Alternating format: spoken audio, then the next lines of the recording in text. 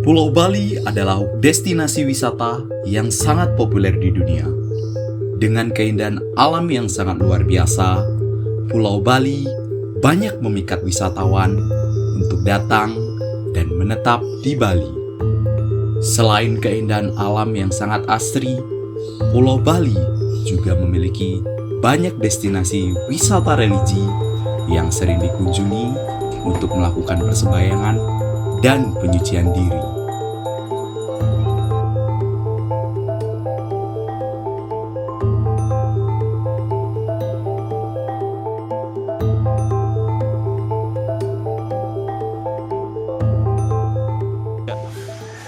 Halo teman-teman semuanya. Kembali lagi bersama saya Hasna. Dan saya Fernando. Dan saya Prama. Oke, ngomong-ngomong kita di sini mau ngapain nih, Fer? Nah, pada kesempatan kali ini kita coba untuk mengeksplor wisata religi populer, terutama untuk tempat persembahyangan umat beragama Hindu yang ada di Bali, khususnya di Kabupaten Tabanan, yaitu Pura Luhur Tambawaras. Nah, dari kesempatan kali ini kita akan mencoba untuk melakukan eksplorasi apa sih keunikan serta keindahan dari Pura Luhur Tambawaras ini.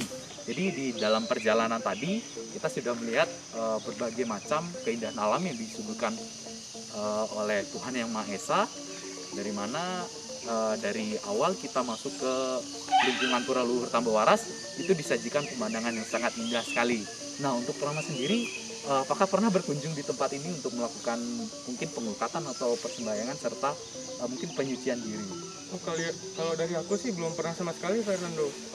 Justru sekarang ini aku penasaran banget nih dan sangat tertarik untuk mengunjungi Pura Luhur Tambawaras. Wow, kita juga excited banget ya mengenai sejarah, kemudian bagaimana cara melakukan pengukatan untuk melakukan penyucian diri. Iya, bener banget nih. Aku juga penasaran. Gimana kalau nggak lama-lama lagi kita langsung aja ke dalam ya? Yuk, kita langsung masuk ke dalam.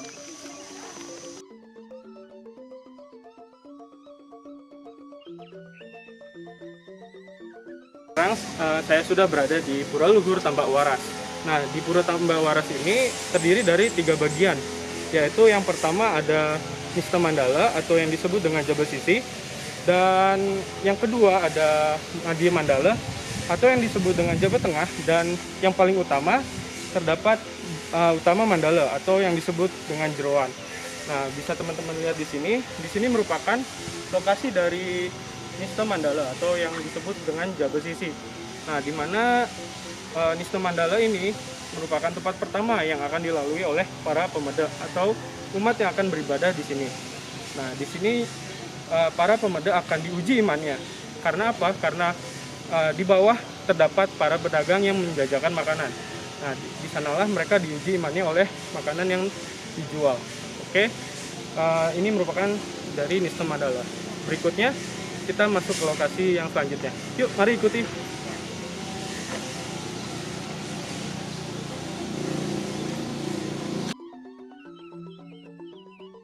Oke teman-teman, tadi kita sudah di Nista Mandala atau yang disebut dengan Jabal Sisi. Nah, sekarang kita akan menuju ke bagian yang selanjutnya, yaitu Madhya Mandala.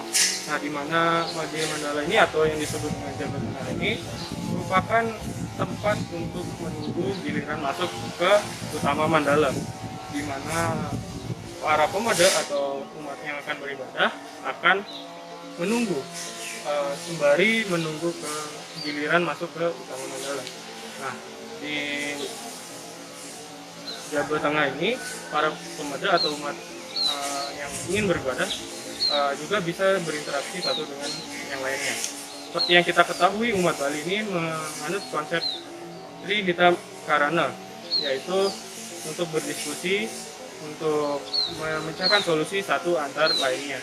Nah, di mana di Tridita Karana atau konsep pawongan itu, di mana dari satu individu ke individunya lainnya saling memiliki rasa empati, di mana nanti di sana mereka saling berdiskusi untuk menyelesaikan solusi yang ada di lingkungan mereka ini. Oke, mungkin kita selanjutnya ke Utama Mandala.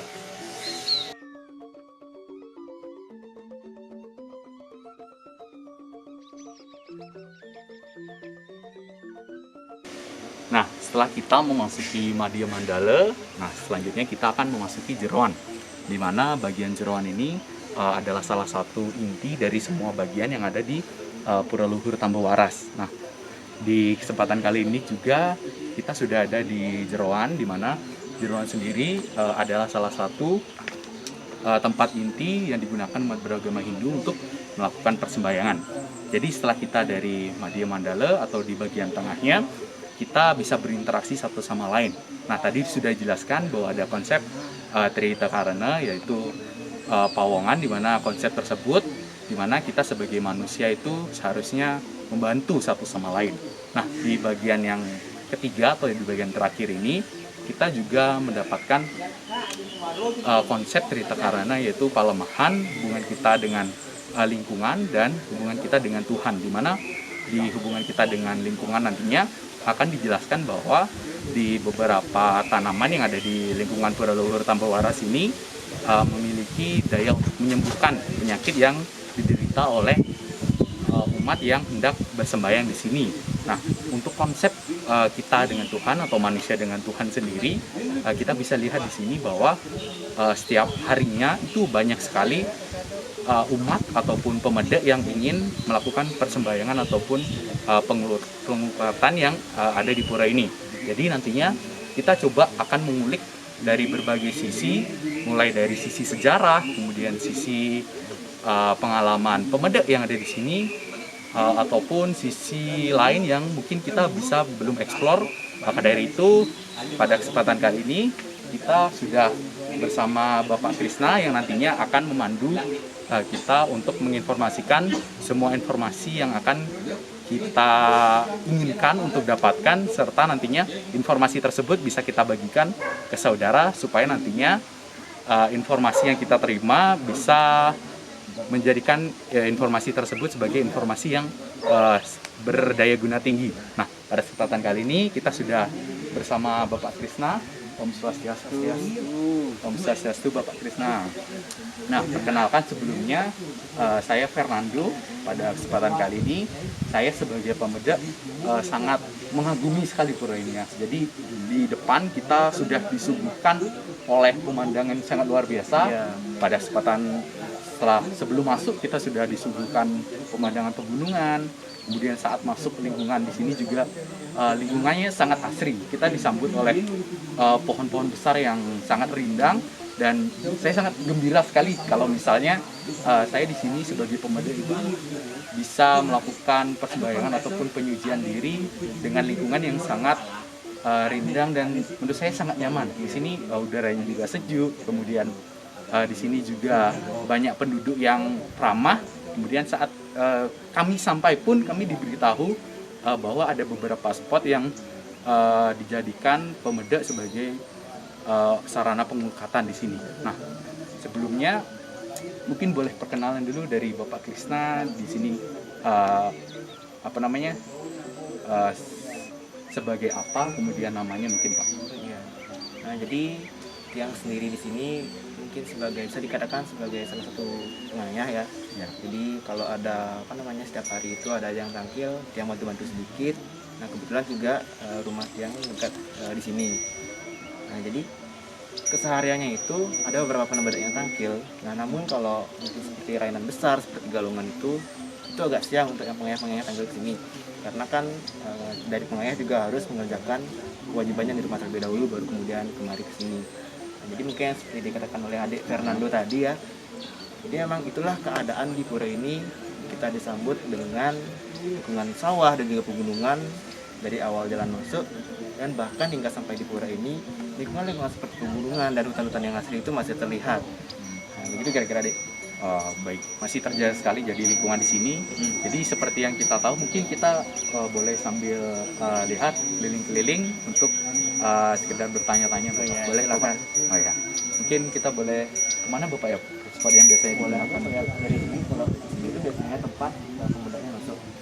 Tempat masuk atau bahasa Balinya itu ngeranjing. Nah, kalau di sini itu pemedalnya, dimana kalau setelah sembahyang pemeda itu keluar dari pintu yang ini. Baik, jadi menurut saya sangat menarik sekali ya. Jadi saya juga pernah mendengar cerita bahwa sebenarnya pura ini dibangun oleh Cokodre Tabana. Ya. Nah, saya sangat penasaran sekali bagaimana sih Cokodre Tabana ini akhirnya sampai menemukan lahan ini yang nantinya dijadikan sebagai Pura Luhur Tambah Waras. Nah, untuk sejarahnya sendiri tuh bagaimana beliau? Nah, jadi sejarahnya itu bermula ketika Raja Tabanan yang bernama Cokro Tabanan itu dahulu kala beliau sakit karena lama tidak menyembuh yaitu beliau. Jadi beliau mengutus salah satu prajurit atau anak buahnya untuk menjadikan beliau obat. Nah, jadi sebelumnya beliau sempat mendapatkan pewisit atau sedikit petunjuk dari Tuhan. Nah, untuk kesembuhan beliau itu didapatkan dari suatu asap yang muncul dari tanah. Nah, baru kemudian petunjuk itu diberitahu kepada prajurit yang sebelumnya itu. Kemudian prajurit itu mencarilah asap sesuai dengan petunjuk dari sang raja, yaitu asap yang muncul sendiri dari tanah. Atas beberapa lama mencari, ditemukanlah suatu asap yang muncul dari tanah itu di sekitaran wilayah pura ini tuh. Nah, jadi ketika itu prajuritnya itu berada di Pura Batugaru atau dekat dengan Gunung Batugaru. Jadi dari sana dia melihat adanya asap yang timbul dari tanah.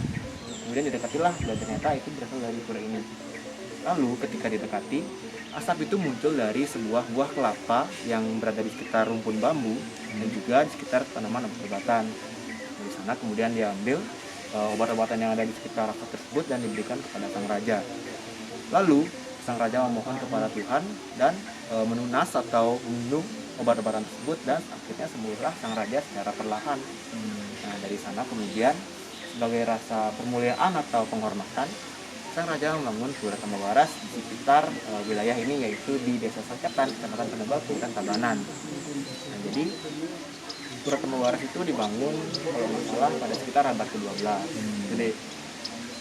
Jadi menarik sekali ya, jadi tokoh dari Tabanan itu pada saat itu mengalami penyakit khusus yang mungkin tidak bisa disembuhkan oleh para tabib yang ada di kerajaan Tabanan. Jadi menurut saya ini juga menyangkut salah satu konsep tadi yang dijelaskan, bahwa Trita Karana atau Palembahan. Jadi saat hubungan kita dengan alam itu baik, maka alam itu akan memberikan manfaat bagi diri kita. Nah, jadi untuk di Pura Luhur Tambah Waras sendiri, untuk para pemuda atau umat yang ingin bersembahyang itu biasanya ada yang melakukan penyucian diri. Nah, untuk sarana penyucian dirinya itu apakah menggunakan sarana air atau sarana seperti apa ya, Pak? Nah, kalau untuk penyucian diri sendiri, seperti pada pura umumnya itu kan sebelum masuk pura itu ada namanya pengelukatan. Itu pengelukatan prayasita. Nah, itu merupakan suatu penyucian diri yang umumnya digunakan oleh umat Hindu sebelum memasuki pura dan juga persembahyangan. Namun di pura ini setelah berdirinya itu pada abad ke-12 tadi, itu kembali ada pewisik atau penunjuk dari Tuhan untuk dibangunnya suatu pengelukatan yang berupa pancoran. Nah, itu letaknya sebelum pura ini, yaitu tepatnya di barat pura ini. Nah, jadi di sana pemuda itu bisa melakukan penyucian diri terlebih dahulu atau pengelukatan. Untuk sarannya itu sendiri, untuk pengelukatan itu menggunakan bungka yang gading. Itu bisa dibawa dari rumah. Gitu deh. Oh, baik. Jadi untuk sarananya mungkin sekarang sudah ada pancoran dan bungkah tadi ya. Jadi mungkin ada kejadian-kejadian yang unik dari para pemuda. Mungkin ada para pemuda yang benar-benar ingin datang ke sini dan menerima kesembuhan yang sangat luar biasa.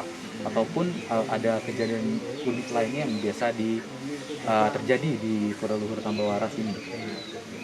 Kejadian unik ya mungkin seperti selayaknya atau beberapa pura umumnya ya. Jadi di sini ada juga kejadian unik. Itu dahulu sempat terjadi seorang pemuda. Nah, jadi ceritanya pemuda itu hendak melukat terlebih dahulu. Nah, ketika itu sudah dibangun pancoran. Jadi ketika melaksanakan pelukatan, tiba-tiba saja pemuda tersebut muntah-muntah dan akhirnya kerasukan. Nah, atas dasar petunjuk, jadi pemuda itu setelah dibersihkan di sana, kemudian disuruh untuk tampil kemari dan di sini untuk penyembuhan dari penyakitnya, dan diberikanlah pemuda itu sebuah tambul untuk menyembuhkan penyakit. Nah, itu untuk kejadian yang pertama. Lalu kejadian yang kedua itu pada tahun 2005 itu ketika dilaksanakan salah satu upacara besar di pura ini. Nah, ada seorang serapi, jadi dia menemukan suatu jeruk atau jeruk Bali gitu ya. Nah, itu ditemukan, namun itu dikira jeruk biasa, lalu dibelahlah jeruk itu oleh sang serapi. Nah, pada saat dibelah, tiba-tiba saja keluar api dari jeruk tersebut, dan sontak saat itu juga serapi yang membelah jeruk tersebut itu mendadak kerasukan. Nah, kemudian dicarikanlah atau ditunasin bagaimana caranya. Jadi sebenarnya ternyata jeruk itu tidak boleh dimakan. Oleh karena itu jeruk tersebut dijadikan suatu jeruk yang dinamakan dengan tambeju. Itu kejadian itu yang beberapa kejadian unik, kedua kejadian unik jadinya. Baik.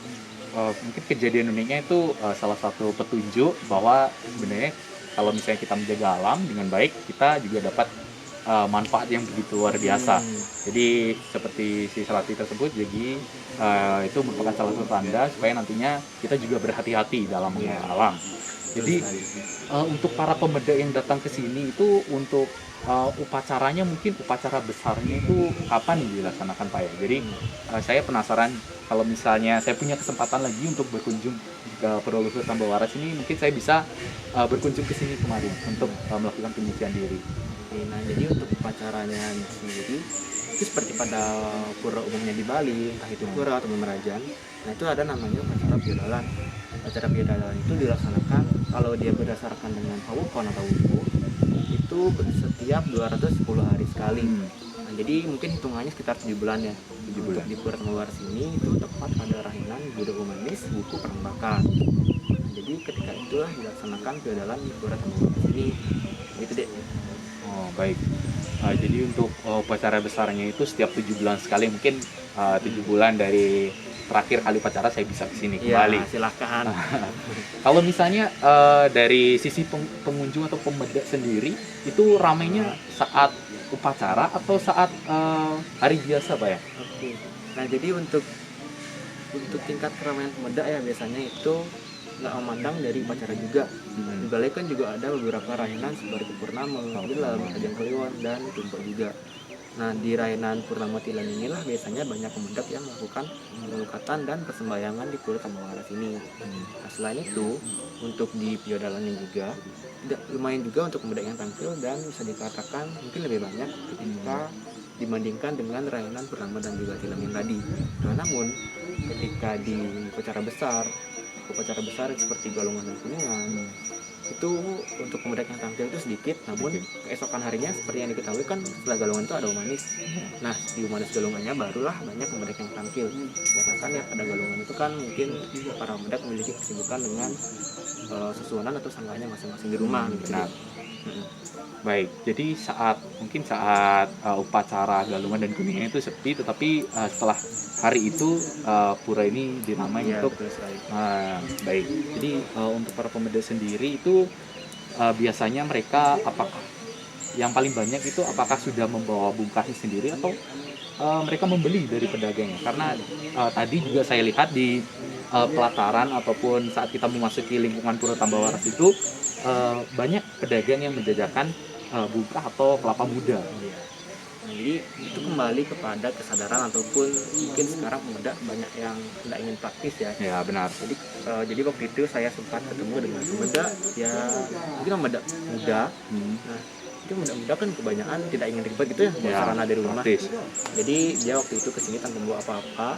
Nah kebetulan saya ketemu dengan dia, jadi saya minta dia untuk membeli atau membawa sarana yang dijual oleh pedagang yang ada di sini. Kebetulan di sini ada juga beberapa pedagang yang menjual sarana seperti pejati dan bungka. Nah di sana saya menyuruh dia untuk membelinya.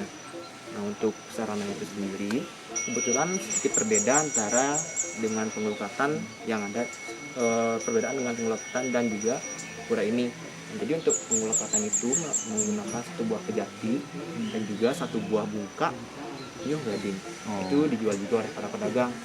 Lalu untuk di pura ini menggunakan satu buah pejati, dan apabila hendak menunas lambu atau minta obat itu juga harus membawa bungka nyuh gadang.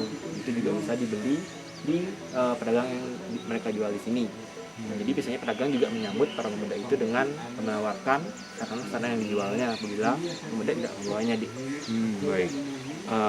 Mungkin saya juga sangat penasaran dengan pancoran yang digunakan para pemuda untuk melakukan penyucian diri. Nah, mungkin karena penasaran, apakah boleh saya bersama belinya nanti ke sana? Saya ingin mengeksplor lagi apa sih keunikan dari Pura Luhur Tambah Waras ini, mulai dari sisi pengukatan sampai ke pancoran yang diceritakan tadi. Mungkin belinya bisa tunjukkan arahnya untuk menuju ke pancoran ya? Iya, silakan ikutin saya.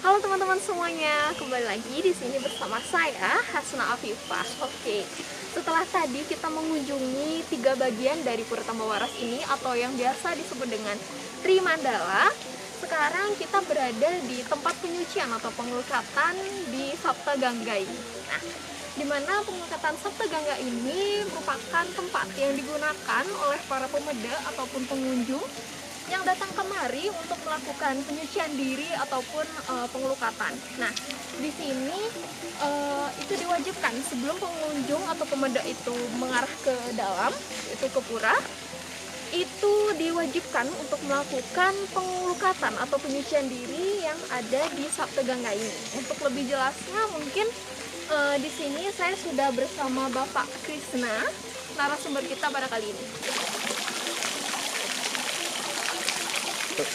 Oke teman-teman semuanya, di sini saya sudah berada di dalam Pancoran Sapta Gangga. Seperti yang sudah saya sampaikan tadi bahwa di Pancoran Sapta Gangga ini pemeda atau pengunjung yang akan masuk ke dalam Pura Tambawaras diwajibkan untuk melakukan penyucian diri di sini. Nah, untuk pemeda itu sendiri diwajibkan untuk memulai penyucian dirinya dari arah utara, yaitu ada Pancoran Sanjiwani, Pancoran Kundalini, Pancoran Samandalu, Pancoran Pawitra, Mahapawitra, Pangurip, dan yang terakhir itu ada Pancoran Pasupati. Oke. Nah, di sini saya sudah mengulas sedikit ya tentang sejarah dari Pancoran Sapta Gangga. Untuk lebih jelasnya mungkin di sini saya sudah bersama narasumber kita pada hari ini, yaitu ada Bapak Krishna. Halo Bapak Krishna. Halo, Selamat siang. Swastiastu. Swastiastu. Ya, baik Bapak, sebelumnya perkenalkan, saya Hasna. Di sini saya akan bertanya sedikit tentang sejarah dari Pancoran Sapta Gangga ini seperti apa. Karena tadi saya sudah sebelum kesini saya mencari-cari tentang sejarahnya. Tapi menurut saya tuh hanya sebagian sedikit yang saya tahu. Nah, menurut Bapak sendiri apa ya sejarah detail dari Pancoran Sapta Gangga ini, Pak? Untuk sejarah itu saya tidak berani mengambil dari sudut pandang saya. Nah, jadi sempat saya sempat inilah sebagai sempat mendengar orte atau pembicaraan dengan para pemangku yang lebih lincah atau lebih tua. Nah, untuk sejarahnya itu sendiri, untuk Pancoran Sapta Gangga ini tidak berbarengan didirikan dengan Pura Tambawaras, melainkan untuk Pancoran Sapta Gangga ini lebih belakangan didirikan yaitu tepatnya pada tahun 2002. Nah, apa sih alasan didirikannya itu? Nah, untuk alasannya itu ada seorang pengiring dari Pura Dalam Sulu yang merupakan salah satu kaitan dengan Pura Tambawaras. Nah, pengiring dari Pura Dalam Sulu itu mendapatkan kritik bahwa untuk keturunan di sini hendak membangun ataupun seperti memberikan sarana pengelukatan yang tidak hanya berasalkan dari obat melainkan melalui sarana air, yaitu pancoran ini. Nah, atas dasar polisi itulah dibangunlah Pancoran Sapta Gangga itu pada tahun 2002. Nah, itu deh. Kalau jujur Pak, sejak saya kesini melihat arsitekturnya dan lain sebagainya itu sangat menarik buat saya pribadi yang non Hindu ya. Nah, di sini saya penasaran Pak, apa sebenarnya fungsi atau kegunaan dari setiap tingkatan Pancoran Sapta Gangga ini nih Pak? Ini kan ada tingkatannya ya, saya lihat. Yang pertama itu segera itu ada pancoran atau kolam dengan Yang paling atas itu ya, Pak? yang ada patung Dewi Gangga. Nah, itu patung Dewi Gangga. Nah, untuk kolam yang di sana atau telaga yang di sana itu fungsinya untuk pengelukatan yang tirtanya digunakan pada pekarangan area suci seperti Pemarajan ataupun Tinggi. Nah, jadi misalnya kalau nanti ada umat yang hendak melakukan tiodalan ataupun pecaruan di lingkungan suci, itu bisa mengenah tirta yang ada pada tingkatan kolam yang ada Dewi Gangganya itu. Yang paling atas itu Ya, Pak? nah, yang kedua itu yang ada banyak patung, nah ada payung merahnya itu. Nah, untuk telaga tersebut itu digunakan atau tirta atau airnya itu digunakan pada lingkungan biasa, entah itu pekarangan rumah, entah itu pekarangan pertokoan, dan juga bangunan-bangunan lainnya. Nah, kalau di Bali itu kan banyak juga ya dari umat yang mungkin merasa kalau di lingkungannya itu panas dalam artian ada gangguan secara mistis ataupun ada yang mungkin bahasa kasarnya itu santet. Nah, jadi dengan minum tirta atau air dari telaga yang kedua ini itu bisa menetralkan hal-hal atau penyakit-penyakit panas tersebut hingga pekarangan kembali menjadi normal. Nah, lalu yang tingkatan ketiga atau istimewa itu telaga yang ini yang ada pancarannya ini. Nah, telaga yang ini baru digunakan oleh manusia atau umat Hindu untuk melakukan penyucian diri. Nah, selain umat Hindu, itu adik juga yang mungkin non Hindu yang di sini itu juga bisa melakukan pengelukatan di pancurannya ini. Nah, dengan syarat tetap mengikuti ada tata aturan dalam pengelukatan seperti menggunakan celana pejati dan bungkaknya gading dan juga menggunakan pakaian adat seperti yang adik kenakan sekarang ini. Nah, jadi itu adik bisa mulainya dari pancuran Sanjiwani, itu dari arah utara itu Sanjiwani, Tunggal ini, Samandalu, Pawitra, Mahapawitra, Pengurus dan juga Pak Supati deh. Baik, terima kasih Pak atas informasinya. Jadi mungkin bisa saya simpulkan ya bahwa yang paling atas itu mungkin untuk upacara-upacara besar, sedangkan untuk yang kedua itu lebih ke apa tadi untuk menyangkal peperangan, ya. hal-hal negatif ya di sekitar lingkungan kita. Kemudian yang terakhir yang ketiga ini baru untuk umat Hindu ataupun pemedek yang akan datang kemari untuk melakukan penyucian diri. Oke. Sejauh ini sejak berdirinya Pancoran Sabto Gangga, apakah ada hal-hal unik Pak yang terjadi kepada pemedek atau penyuci diri yang terjadi di sini Pak kira-kira? Nah, untuk hal ini itu bisa dikatakan mungkin ada beberapa kejadian. Itu salah satunya sudah saya sempat ceritakan sih ke teman adik yang salah satu tadi saya temui pertama Waras Ya. itu. Nah, untuk kejadian uniknya itu ada waktu itu seorang pemedek yang tampil. Nah, jadi dia tidak mengetahui kalau dalam dirinya itu ada penyakit. Nah, dia datang dan melihat seperti pemedek biasa itu. Nah, tiba-tiba saja saat pengobatan dia mual dan akhirnya muntah. Nah, biasanya kalau pemedek dengan ciri demikian, itu dalam dirinya itu ada penyakit mistis. Ya, seperti yang saya bilang tadi, itu dikenakan penyakit oleh orang seperti santet itu. Nah, itulah ciri-ciri kalau misalnya pemedek itu menderita penyakit yang mistis yang non medis. Nah, itu dia ciri-cirinya mual saat melakukan pengelukatan. Nah, itu dengan melukat terlebih dahulu, baru kemudian sembahyang di Pura Tambah Waras dan pemedek itu bisa sembuh kembali deh. Oke, berarti kesimpulannya pemedek itu wajib ya Pak ya untuk melakukan penyucian diri dulu di sini, baru kemudian akan ke Pura Tambah Waras untuk diberikan yang jamu-jamuan yang akan diracik itu ya Pak ya. Nah, untuk wajib atau tidaknya sebenarnya tidak terkait sih. Itu kembali ke pemedek sendiri. Oke. Apabila mungkin hendak melakukan pengelukatan itu di semua sarana. Namun kalau tidak bisa saja pemedek itu langsung naikil ke Pura Tambah Waras. Oh, ya. Namun alangkah baiknya kan karena kebetulan juga berkunjung kemari. Iya. Itu mungkin dari yang adik bilang. Lebih cocok ya Pak ya Lebih kalau cocok kita dari- melakukan penyucian diri. Ya, diri di sini. sebelum nantinya sembahyang di pura. Oke, baik. Mungkin itu saja Pak. Terima kasih atas informasi yang telah diberikan. Jujur saya sangat tertarik dengan Pura Tambah Waras ini dan lingkungan sekitarnya juga. Oke, jadi terima kasih kepada Bapak Terima kasih Suyusna. kembali. Ya, mungkin bisa saya simpulkan ya teman-teman semuanya, kalau kalian berkunjung ke Tabanan, Bali, jangan lupa untuk melakukan wisata religi yang ada di Pura Tambah Waras. Mungkin kalian bisa melakukan penyucian diri, berfoto-foto, ataupun menikmati keindahan alam yang ada di sini. Oke, mungkin sekian dari saya, Hasuna Afiufa. Mohon maaf apabila ada salah kata, dan sampai jumpa kembali.